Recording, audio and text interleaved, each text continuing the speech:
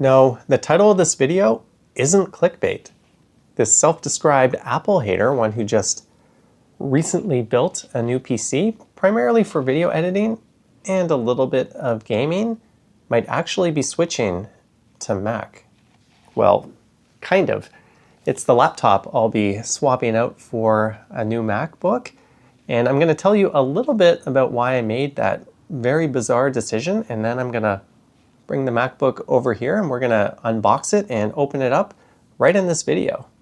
So I've had this Lenovo Slim Pro X for a couple of years now, and it's been all over the world with me, but it's starting to feel a little bit long in the tooth. And I recently learned that I have a family member who could very much benefit from a laptop upgrade, and I think this has their name written all over it. So that was kind of the motivation for looking for a new laptop. But there's a few things I really don't like about it, and there's a few things that I want to have in a laptop that this doesn't quite live up to. So I think my biggest gripe with this laptop is the shitty battery life. It used to be I could get 7 or 8 hours on a single charge. Now I'm lucky to get 5 or 6 hours, and if I'm using an app that uses the GPU, like DaVinci Resolve, or a game, even light games that engage the GPU, the battery life drops to like an hour and a half. You pretty much have to plug it in, which is kind of annoying. Also, it's a little bit big, and on the heavy side, I tend to travel carry-on only. Also, there's been a few instances where it's been just a little bit too big to fit into a hotel safe. Another thing that kind of grinds my gears, this applies to all Windows laptops, is just how sleep doesn't really work. I have to say a little prayer every time I close the lid and just hope that the battery isn't going to be completely drained when I open the lid back up. For instance, this morning, I had a full charge. Let me just unlock it. There we go. And I closed the lid, and now we're at 72% battery life. I've done nothing on this laptop. Nothing is open. And just sitting in sleep mode, it's down 28%, whereas like my phone would only drop a few percent in that time. I know a MacBook would only drop a few percent, so there's definitely some annoying things about this laptop. While it serves my purpose, now that I've got kind of a reason to hunt for a new laptop, that's exactly what I'm doing. So why not consider a Windows laptop? Well, to get one that does what I want and has the features I want, I'm gonna have to spend 3 or 4 grand. There just isn't a lot of good value out there on the Windows laptop market right now. The Snapdragon laptops are super efficient, but I think their GPUs still have a ways to go. Their compute power is pretty good. They're excellent on battery life, but they're not very good with DaVinci Resolve and the timeline performance. And sadly, at least sadly for me, those are all areas where Apple excels. So that's kind of what's drawn me towards getting a MacBook. So that's enough jib-jabbing about my crusty Windows machine. Let's see what its replacement will look like, at least for the next 14 days or so, as that's the return policy that Apple offers. And I did let them know there's not a less than 0% chance I'll be returning this laptop when I bought it. Ta-da! I present to you my brand new M4 chip, 16 gigabytes of memory, 512 gigabytes of storage, midnight black 13-inch MacBook Air. And yes, as it is an Apple product, it is covered in a lot of warts. There's really no getting around that, but the true test will be in a couple of weeks' time. Will I still have it, or will I have returned it?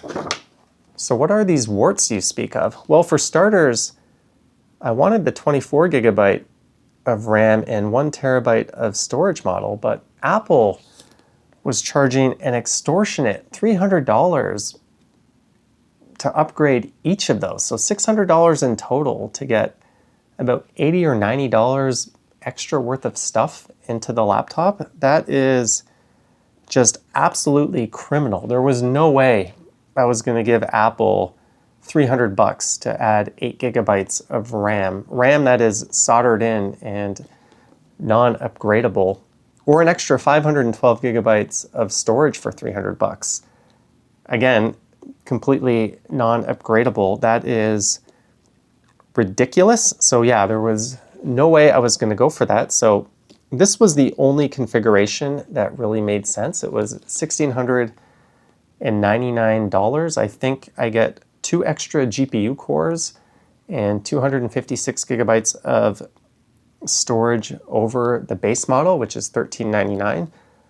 I really wouldn't want to pay more than $1,699 for this. And considering a lot of like budget Windows devices that are well under $1,000 come with a terabyte of storage, I think this is just Apple doing sleazy Apple things, but it is what it is, and there's no getting around that, and I knew that when I bought it. Also, I kind of hate that the screen is 60 hertz. Someone should tell Apple it is 2025, and having a 60 hertz screen on a so-called premium product is beyond unacceptable, especially when so many budget Android phones and Windows laptops have 90 and 120 hertz screens minimum. It just feels insulting to spend $1,700 on a laptop and have a 60 hertz screen. And not just any 60 hertz screen. This is one with a hideous notch in the top of the screen. The notch is probably the worst design decision in all of tech in the history of time.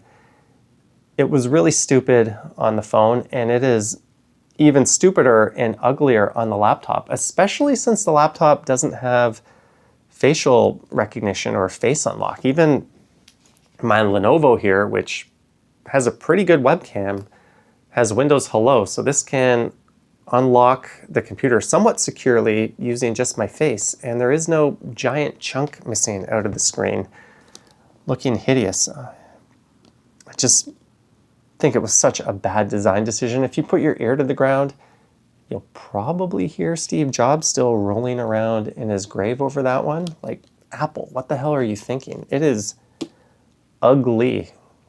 And it is saddled with Mac OS. You know, that computer operating system that requires third-party applications to do what Windows and Linux users have been doing for decades.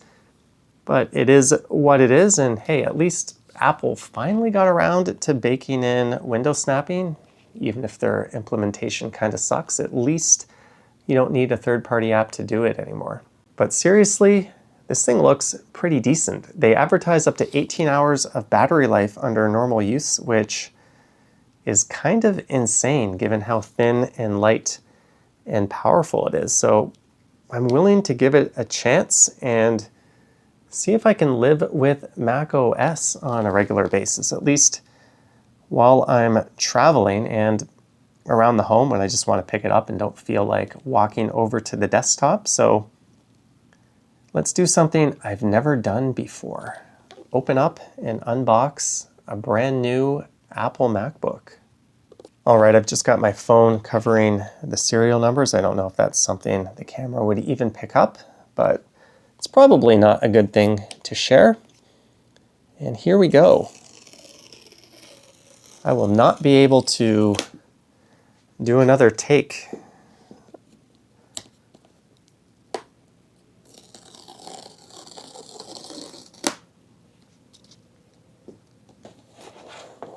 Let's turn this over.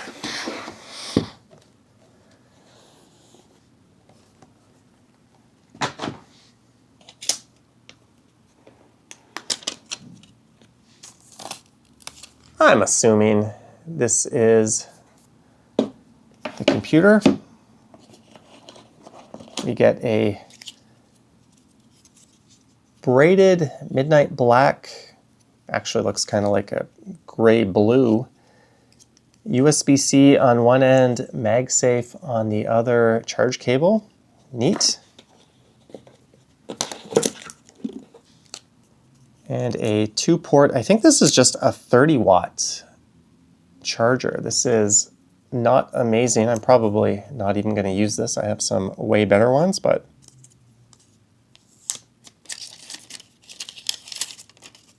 apparently there's weirdos who really like the sound of that for some reason. Is this all you get? There's nothing else in here? Cool. Well, there's a booklet. Designed by Apple in California and made by children overseas. Maybe not. That last part was just a joke. Don't sue me, Apple, but all right. I don't think anyone in the history of time has ever opened up and read one of these things. And now the main event.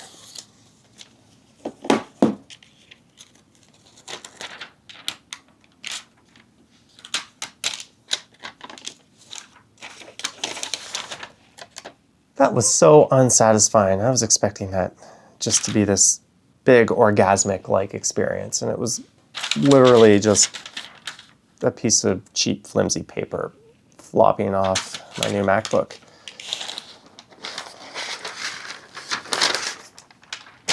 Put that down over there. There we go. For comparison,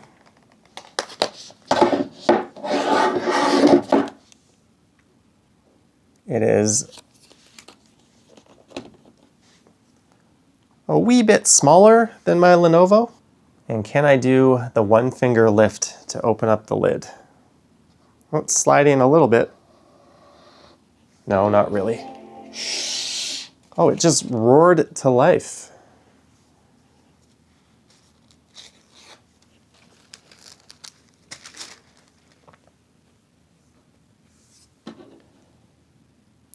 Hello. There we go. Man, this thing is thin and light. And it has a stupid fucking notch in the top of the screen. And also, why are there gaps here where these arrows are? That is a really weird design. My Lenovo seems to get it right.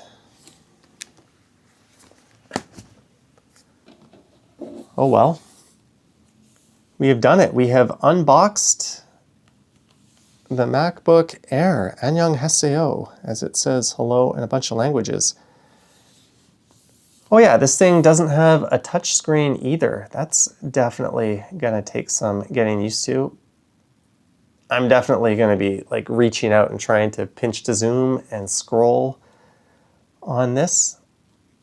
In fact, I already want to do that right now. Every instinct in my body is like, go swipe up, make it stop. And I know I can't do it. I'm gonna have to resist temptation to do that.